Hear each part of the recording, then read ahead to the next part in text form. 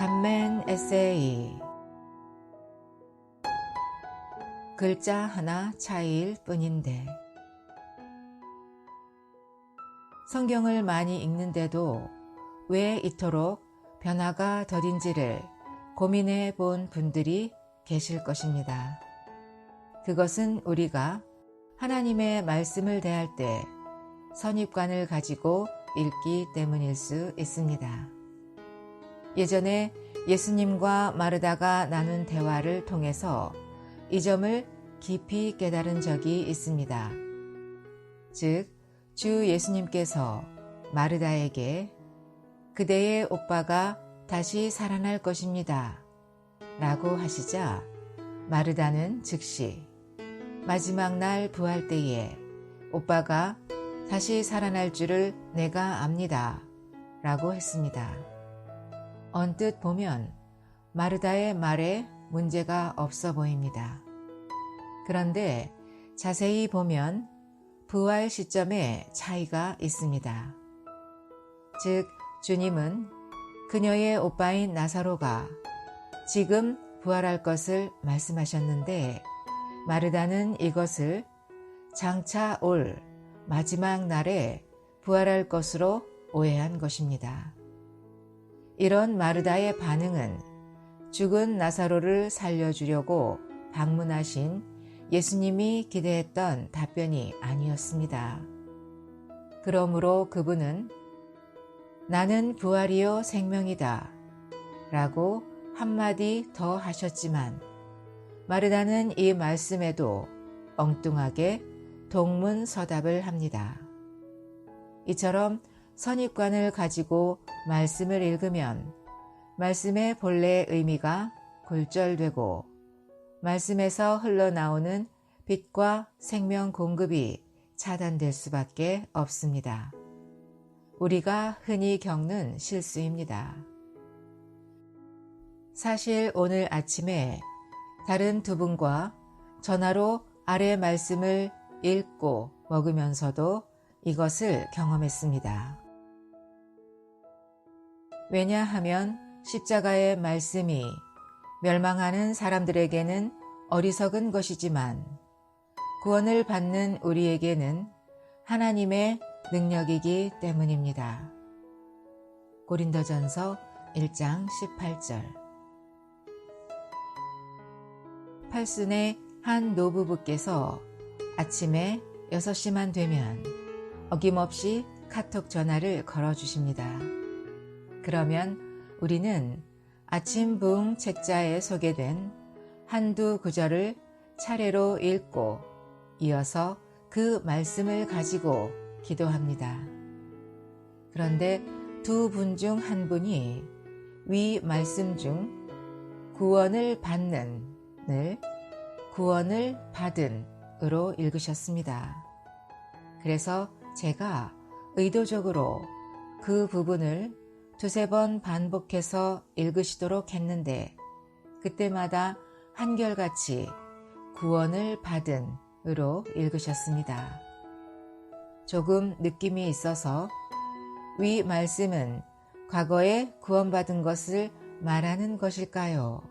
아니면 지금도 구원을 받고 있는 것을 말하는 것일까요? 라고 여쭤보았습니다. 그 형제님은 우리가 과거에 받은 구원을 가리킨다고 자신있게 말씀했습니다. 눈이 침침해서 잘못 읽으신 것이 아니라 예상대로 선입관을 가지고 성경을 읽으신 것입니다. 참고로 이분은 구원의 확신이 아주 분명하십니다. 이처럼 성경을 읽을 때 동사의 시제를 정확히 이해하는 것은 매우 중요합니다. 만일 위 말씀이 과거에 받은 구원만을 가리켰다면 하나님의 능력인 십자가의 말씀 역시 우리가 과거에 경험했던 것이 될 뿐입니다. 그렇게 되면 십자가의 말씀이 고린도 교회 성도들에게 지금 현재 하나님의 능력으로 역사되길 바라는 바울의 의도를 놓치게 됩니다. 마치 나사로를 지금 다시 살리시겠다고 하시는 주님의 말씀을 마지막 날에 다시 살리신다는 의미로 잘못 알아듣는 것과 같습니다. 구원받는 의 시제. 전화를 끊고 바이블 허브 앱을 통해 영어 성경들을 찾아보니 28개 모두 현재 혹은 현재 진행형이고 과거 시제로 표시한 성경은 하나도 없었습니다. 헬라어 원문도 현재 완료 수동태였습니다. 개역 성경과 개정 개역 성경 역시 구원을 얻는 으로 제대로 번역했습니다. 무엇으로부터 구원받나? 물론 이 서신서의 수신인들은 우리가 흔히 생각하는 지옥 안 가는 것 혹은 죄사함의 칭의 혹은 거듭남의 구원을 이미 체험했습니다. 그렇다면 사도 바울은 지금 어떤 구원을 말하는지가 궁금해서 18절 앞부분을 읽어보았습니다. 그 결과 바울은 아마도 그들이 분쟁으로부터의 구원, 그리고 분열이 없도록 같은 생각과 같은 의견으로 조율되지 못한 것으로부터 구원받기를 원했을 수도 있겠다 싶었습니다.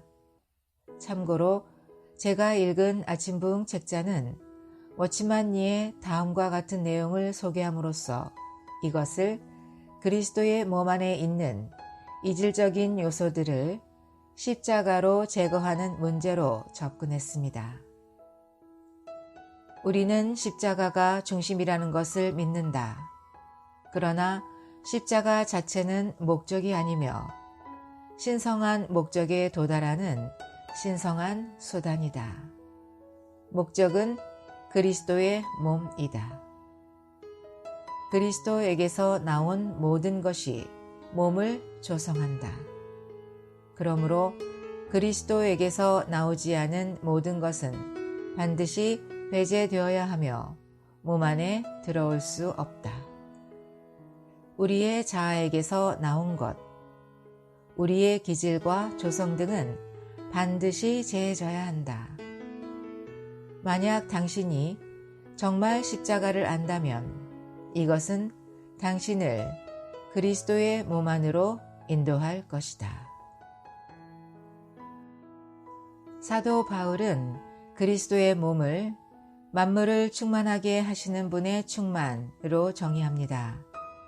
또한 그 안에는 그리스도 자신만 충만하고 그리스도 이외의 요소들인 헬라인, 유대인, 할례자, 무할례자, 야만인, 스구디아인, 노예, 자유인은 있을 수 없다고 말씀합니다. 그러므로 이러한 몸의 건축을 염두에 둔 바울은 고린도 교회에게도 분열의 뿌리인 각기 다른 생각과 의견들을 십자가로 끝내고 자신처럼 그리스도의 생각을 자기 것으로 갖게 되기를 원했을 수 있습니다. 그런데 이 두 가지를 동시에 체험하는 길은 아래에서 보듯이 십자가에 못 박히신 그리스도를 자기의 혼안에 받아들이는 것입니다. 어떻게 적용하는가?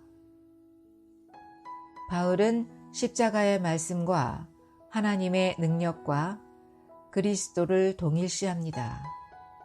따라서 생명 주는 영으로 우리 안에 오셔서 지금 우리 영 안에 내주하시는 그리스도를 끊임없이 접촉할 때 우리는 천연적이고 복잡한 의견과 생각들은 점점 감소하고 그리스도 자신은 우리 안에 더 확대되시는 생명의 구원을 경험할 수 있습니다. 이와 관련하여 바울은 누구든지 주님의 이름을 부르는 사람은 구원을 받을 것입니다. 라고 호소합니다. 위 본문을 묵상하면서 문득 AD 3세기경에 어떤 무명인이 작사했다는 이런 찬송시가 떠올랐습니다. 베들레헴에 주님 태어나셨지만 주 내 안에 나셔야 내 혼 구원되리. 골고다의 십자가 내 혼 못 구하리. 내 안의 십자가만 널 온전케 하리. 내가 사랑하는 것 그것이 내가 돼. 주 사랑하려느냐 흙 사랑하려느냐. 주 채우면 주 되고 흙 채우면 흙 돼.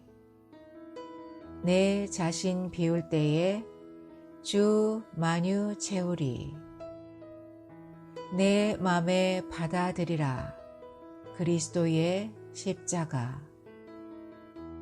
내 자아에 대하여 죽고 주 대하여 살도록. 오 주 예수님, 하나님의 능력인 십자가의 말씀을 우리 안에 받아들입니다. 당신 자신으로만 충만한 당신의 몸을 속히 얻으시옵소서. 아멘.